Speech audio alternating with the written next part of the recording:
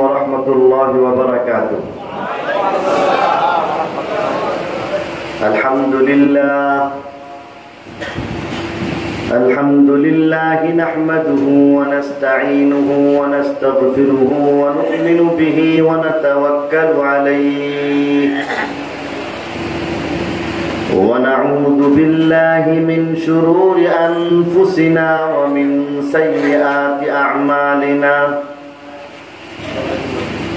من يهده الله فلا مضل له ومن يضلله فلا هادي له. ونشهد أن لا إله إلا الله وحده لا شريك له. ونشهد أن سيدنا وسندنا ومولانا محمدا عبده ورسوله. أما بعد فأعوذ بالله من الشيطان الرجيم. بسم الله الرحمن الرحيم.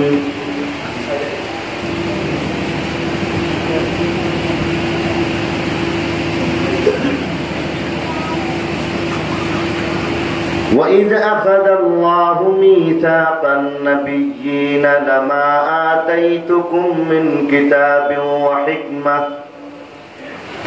ثم جاءكم رسول مصدق لما معكم لتؤمنن به ولتنصرنه.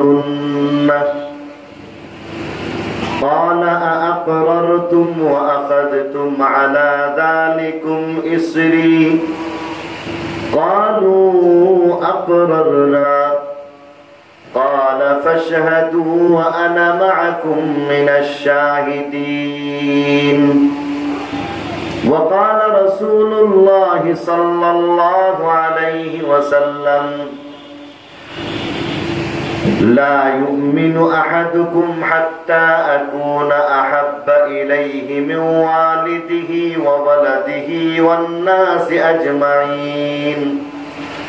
وقال رسول الله صلى الله عليه وسلم من أحب سنتي فقد أحبني ومن أحبني كان معي في الجنة أو كما قال عليه الصلاة والسلام.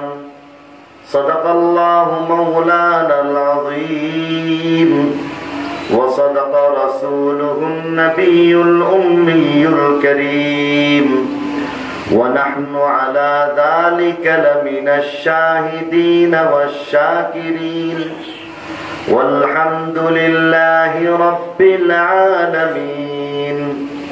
اللهم رب السماوات وما أظللنا ورب الأرضين وما أقللنا ورب الشياطين وما أضللنا. إني أسألك خير هذه القرية وخير ما فيها وخير أهلها وأعوذ بك من شرها وشر ما فيها وشر أهلها. اللهم ارزقنا جناها وحببنا إلى أهلها وحبب صالحي أهلها إلينا. मेरे जनाजे पे रोने वालों फरेब में हो बगौर देखो. मेरे जनाजे पे रोने वालों फरेब में हो बगौर देखो. मरा नहीं हो गमे नबी में लिबासे हस्ती बदल गया है. बलगल उला बिकमालिही कशफत तुजा बिजमालिही حسنت جميع خصاله صلوا عليه وآله कभी जख्म दिल का सजा लिया कभी कोई अश्क बहा लिया यही हाल था मेरा रोज शब के नबी ने दर पे बुला लिया बलगल उला बिकमालिही कशफत तुजा बिजमालिही हसनत जमीउ खिसालिही सल्लु अलैहि व आलिही ला इलाहा इल्लल्लाह ला इलाहा इल्लल्लाह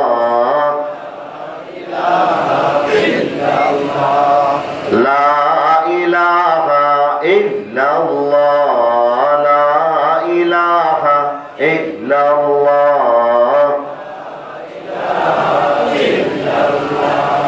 ला इलाहा इल्लल्लाह ला इलाहा इल्लल्लाह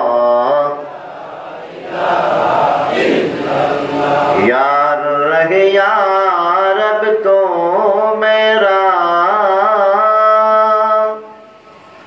और मैं तेरा यार रहूं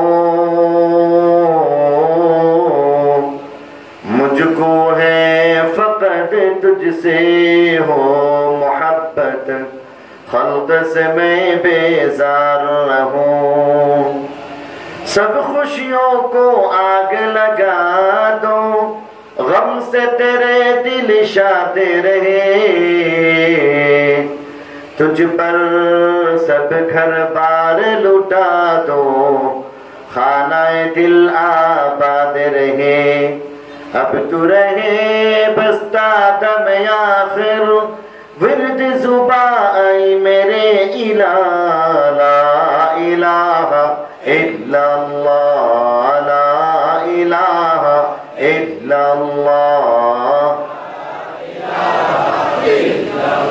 ला इलाहा इल्लल्लाह मुहम्मदुर रसूलुल्लाह साल्लाल्लाहु अलैहि वसल्लम ঐতিহ্যবাহী অষ্টগ্রাম উপজেলা কওমি ইমাম উলামা ঐক্য পরিষদের উদ্যোগে আয়োজিত আজকের এই মহতি মোবারক মাহফিলের জনাব সভাপতি শেখুল হাদিস হযরত মাওলানা মুফতি সাআদত হুসাইন কাসিমি সাহেব দামাত বারাকাতুহু আমাদের মাঝে উপস্থিত আছেন অত্র এলাকার কৃতি সন্তান হযরত মাওলানা মিজানুর রহমান সাহেব দামাত বারাকাতুহু প্রধান অতিথি হিসেবে উপস্থিত থাকার কথা রয়েছে অত্র এলাকার কৃতি সন্তান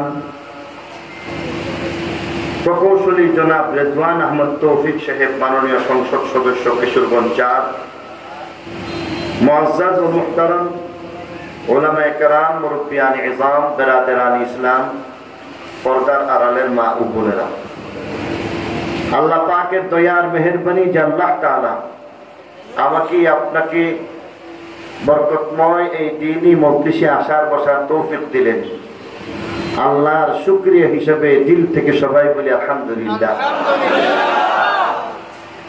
আজকের এই মাহফিল এটা সাধারণ কোনো মাহফিল না বরং একদিক থেকে দ্বীনি একটা মজলিস অপর দিক থেকে এই মজলিসটা হচ্ছে উলামায়ে কেরামের মজলিস এই এলাকার অনেকেই আপনারা হয়তো জানেন না যে আপনার এলাকার হয়তো কোনো এক কৃতি সন্তান যিনি রাজধানী ঢাকা থেকে নিয়ে সারা দেশের মধ্যে যাদের পরিচিতি এমন একজন দুইজন না মোটামুটি স্টেজের মধ্যে যারা আছেন তার বাইরে আরো অনেক উলামায়ে কেরাম আশেপাশে বসে আছেন অথবা কোথাও বিশ্রাম নিচ্ছেন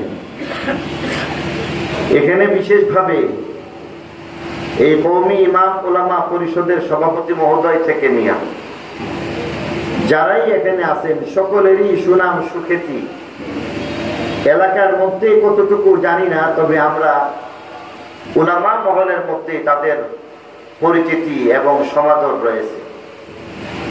তালিবুল ইলমদের বিরাট একটা অংশ এখানের মধ্যে রয়েছে।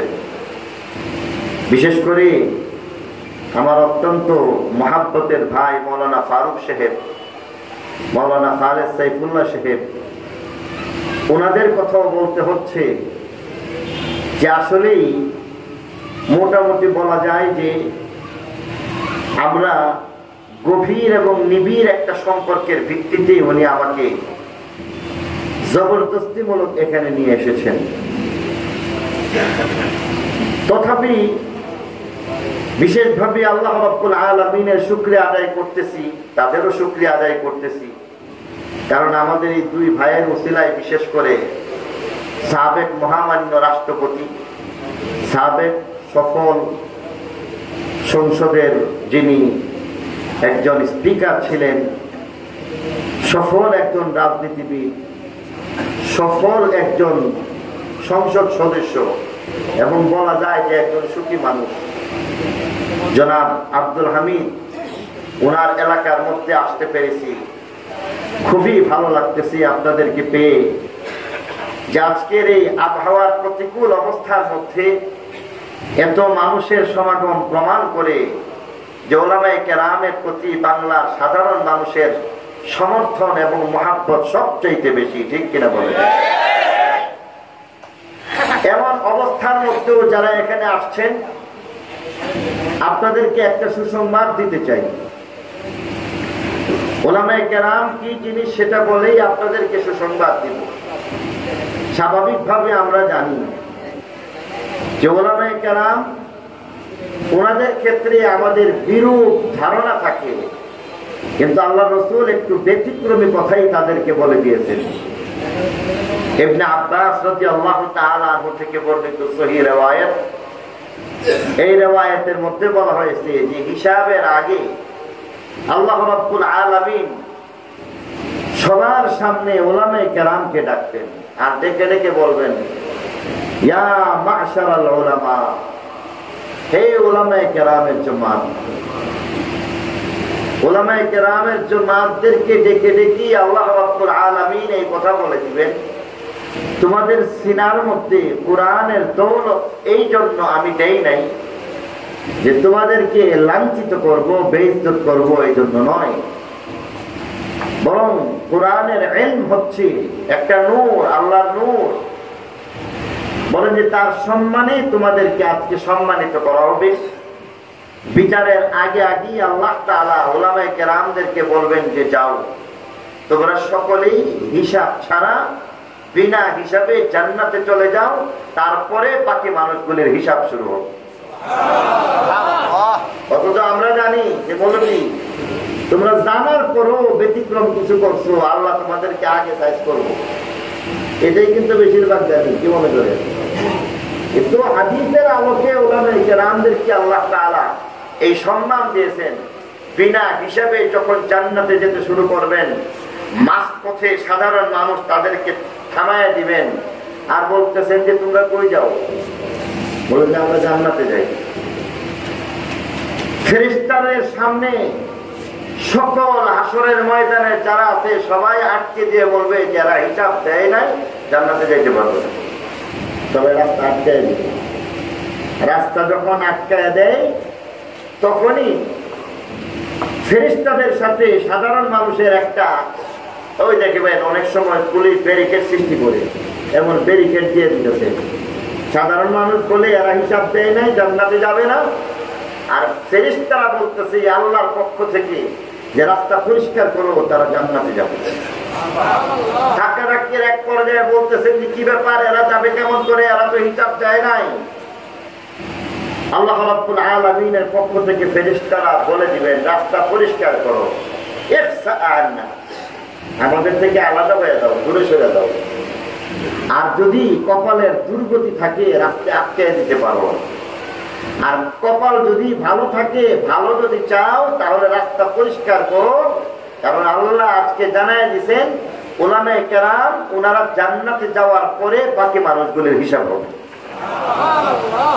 সেই সময়ের মধ্যে আলেম ওলামা যখন বিনা হিসাবে কথা বলতে বলতে হাঁটতে হাঁটতে জান্নাতের মধ্যে পৌঁছে যাবেন, যারা আলেম ওলামাকে মুহাব্বত করেছেন তারা দাঁড়ায় থাকবেন। ওলামায়ে কেরামকে যারা মুহাব্বত করেছেন তারা ফুলসিরাতের পাশে দাঁড়ায় থাকবেন। এবার একজন আলেম, হক্কানি আলেম যখন যাইতে শুরু করবেন তখন ডাক দিবেন, হুজুর আসসালামু আলাইকুম। ওয়ালাইকুম আসসালাম। চিনছেন আমারে? না চিনলাম না। হুজুর আমারে চিনছেন না? আমার বাড়ি অষ্টগ্রাম। ওই যে টিনের ঘরের ছোট্ট একটা মসজিদ ছিল, এই মসজিদে মাঝে মধ্যে নামাজ পড়তাম। আর আমি বাজার থেকে যাওয়ার পথে আপনার সাথে মিল্লা একটা পান ভাগ করে গেছি। একটা পানের দাম 2 টাকার বেশি হওয়ার কথা। 2 টাকার একটা পান ভাগ করলে 1 টাকা পর্দা পড়বে। বলেন যে এই 1 টাকা পর্দা ফালাইয়া ইমাম সাহেবকে মুহাব্বত করে, আলেমকে মুহাব্বত করে অর্ধেকটা পান হুজুরকে দিছিলাম, অর্ধেকটা পান আমি খাইছিলাম। হুজুর তখন বলবেন যে হ্যাঁ হ্যাঁ চিনতে পারছি। তোমার কি অবস্থা? বলতেছেন যে হুজুর আজকে যে জান্নাতে চলে যাইতেছেন, আমাদের দিকে তাকাইবেন না? এবার একজন আলেম ওই লোকটার হাত ধরে কান দিয়া ধরে বিনা হিসাবে তাকেও নিয়ে জান্নাতে চলে যাবে। চিন্তা করে দেখছেন, এখন কিন্তু ভিক্ষা দেওয়ার জন্য 1 টাকা নোট তালাশ করে পাওয়া যায় না। আর এমন 1 টাকা আপনি ইমাম সাহেবকে, মুয়াজ্জিন সাহেবকে, আলেম সাহেবকে, একজন তালিবুল ইলম তাদের সামনে মুহাব্বতের সাথে অর্ধেকটা পান খাওয়াইছেন, পর্দা পড়ছে 1 টাকা। আর এর বদলা আল্লাহর কাছে কমপক্ষে 10 দুনিয়ার সমান একটা জান্নাত।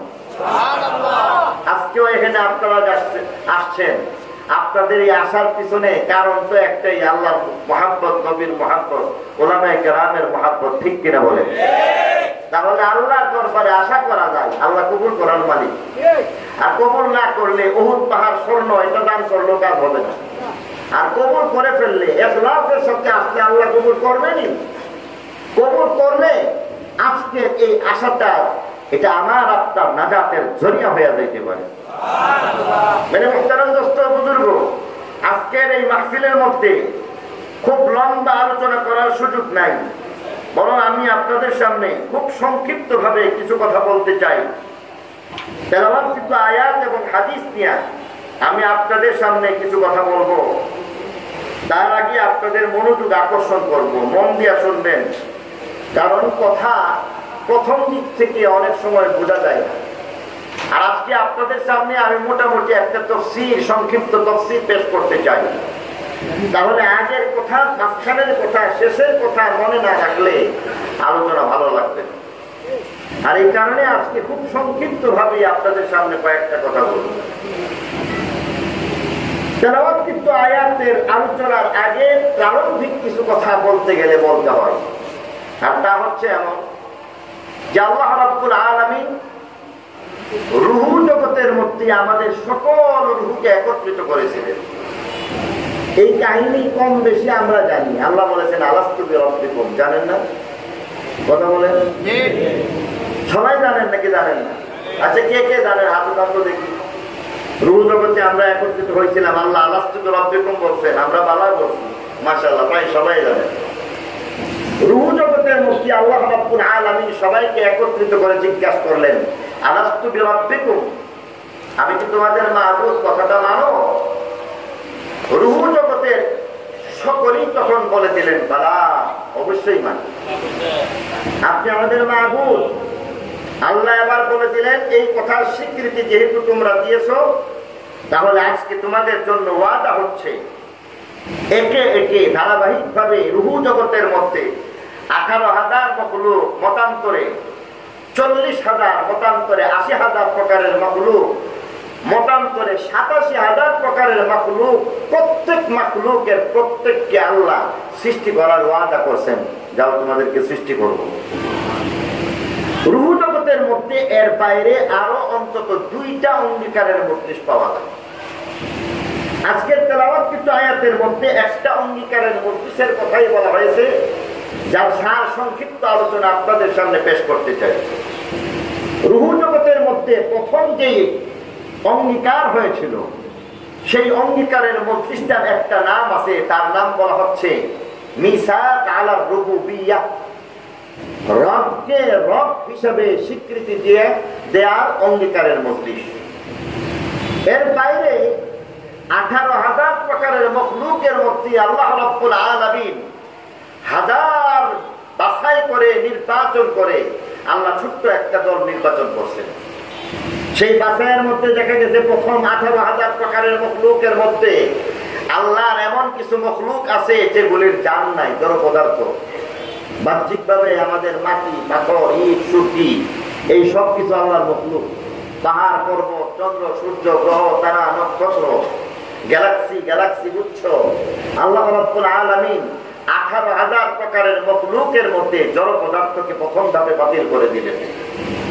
দ্বিতীয় ধাপের মধ্যে আল্লাহ রাব্বুল আলামিন এই হাজারের উপরে হাজার গাছ-গাছালি পর্যায়ের যত মখলুক আছে এগুলিকে বাতিল করলেন।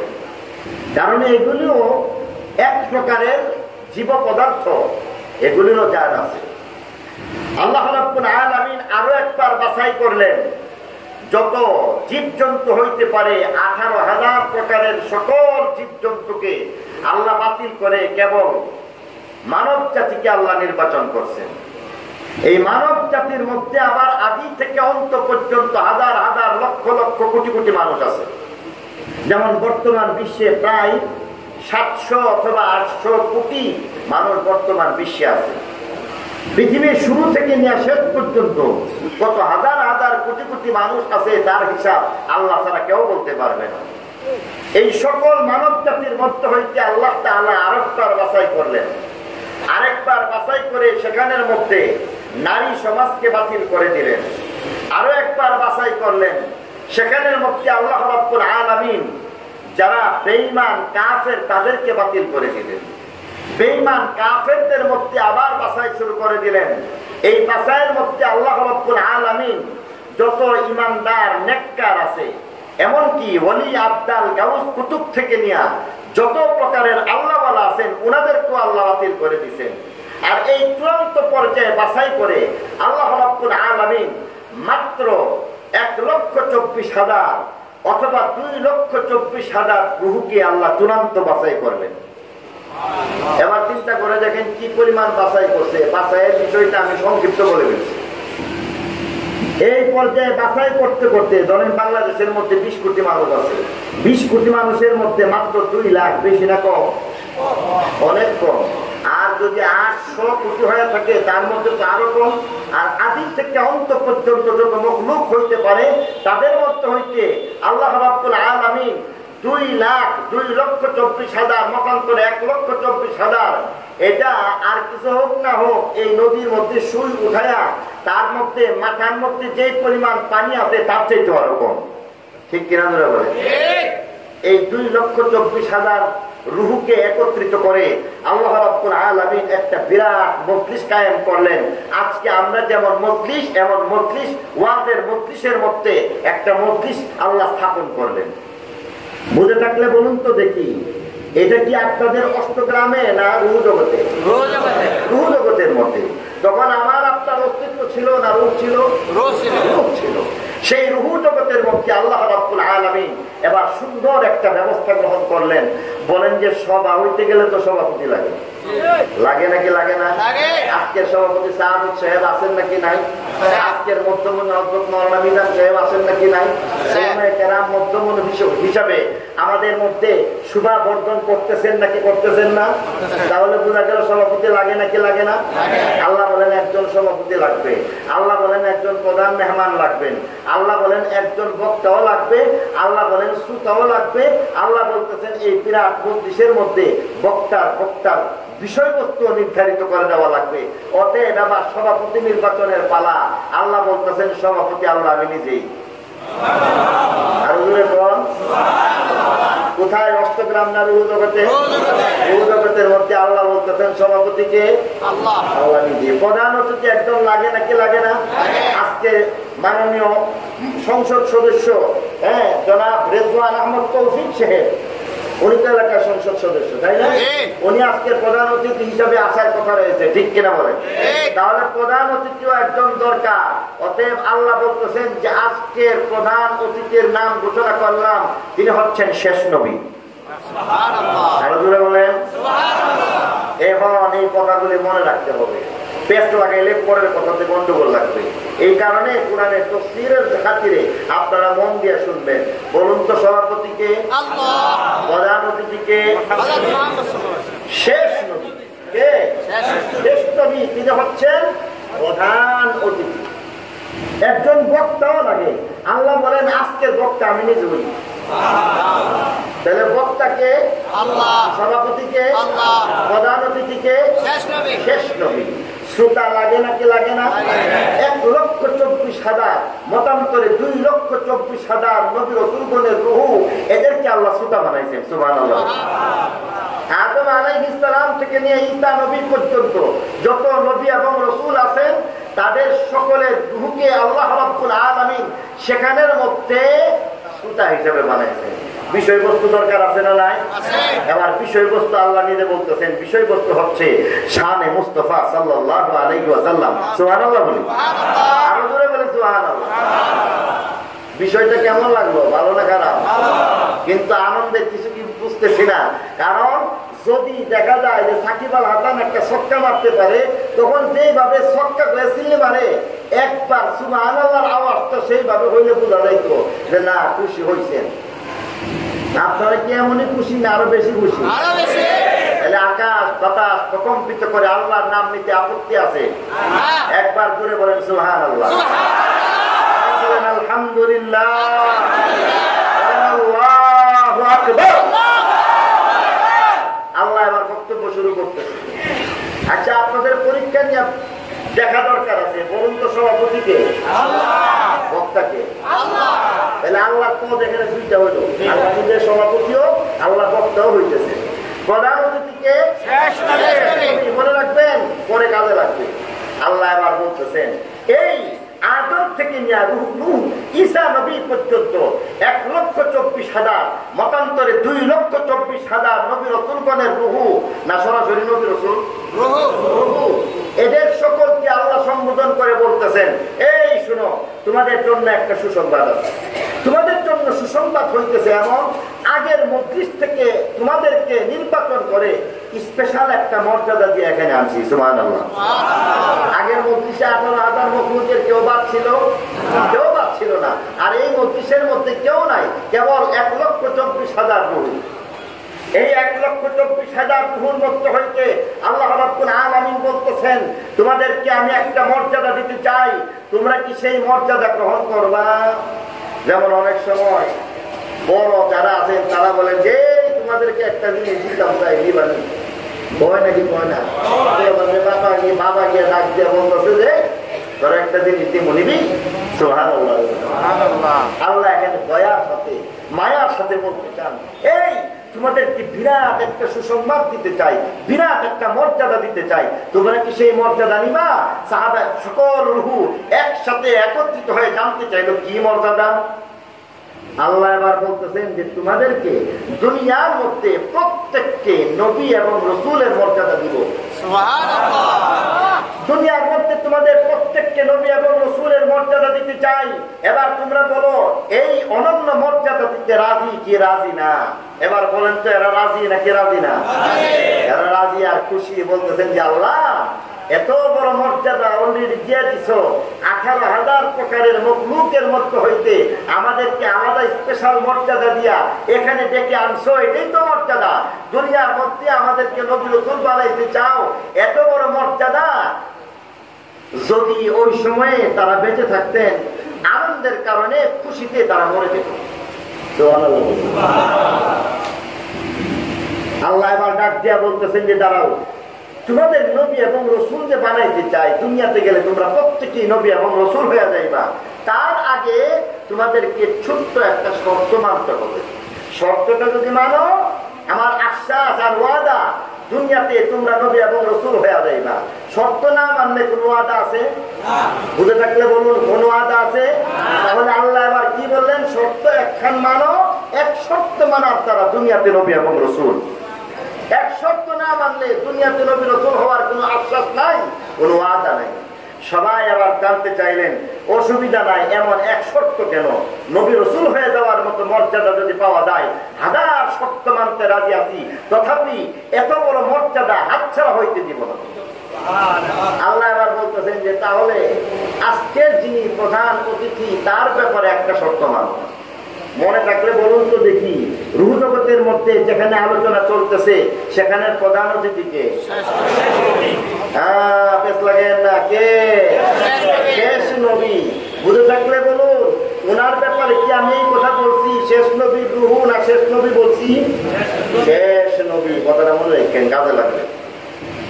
আল্লাহ এবার বলতেছেন যে আজকের এই মজলিসের প্রধান অতিথি শেষ নবী যিনি, ওনার ব্যাপারে তোমরা একটা শর্ত পালন করো।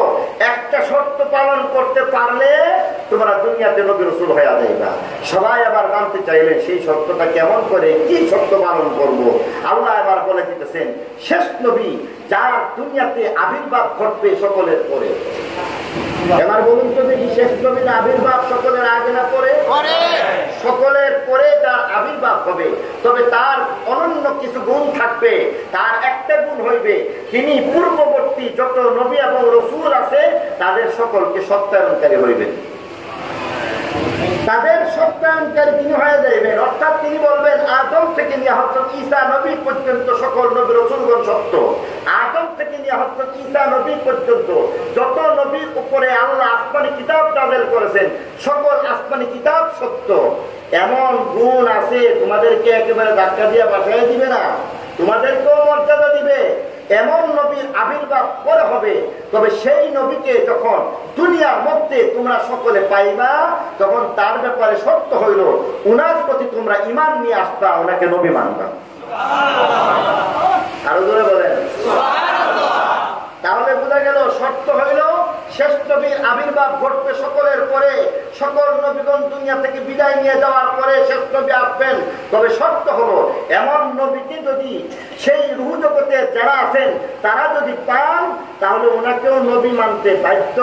যদি নবী মানে তাহলে আল্লাহ বলেন তাহলে কি হবে? দুনিয়াতে গেলে তোমরা নবী এবং রাসূল হয়ে যাইবা। বুঝে থাকলে বলুন তো দেখি, রূহ জগতের মধ্যে যে 1,24,000 রূহ তাদেরকে আল্লাহ সেখানে নবী বানায় দিচ্ছেন না দুনিয়াতে নবী বানাইবার আশ্বাস দিচ্ছেন? ঠিক কিনা বলেন? নবী বানাইছেন, আল্লাহ বানান নাই। এবার সবাই একসাথে এক বাক্যে রাজি হয়ে গেলেন আর বললেন যে আল্লাহ এত বড় মর্যাদা হাত ছাড়া হইতে পারে না, আমরা রাজি। শেষ নবীকে যদি পাই তাহলে উনি নবী, আর শেষ নবীর উপস্থিতিতে আমাদের নবুয়ত চলবে না। শেষ নবীর আসমানি কিতাব যদি থাকে তাহলে সেই কোরআনই চলবে।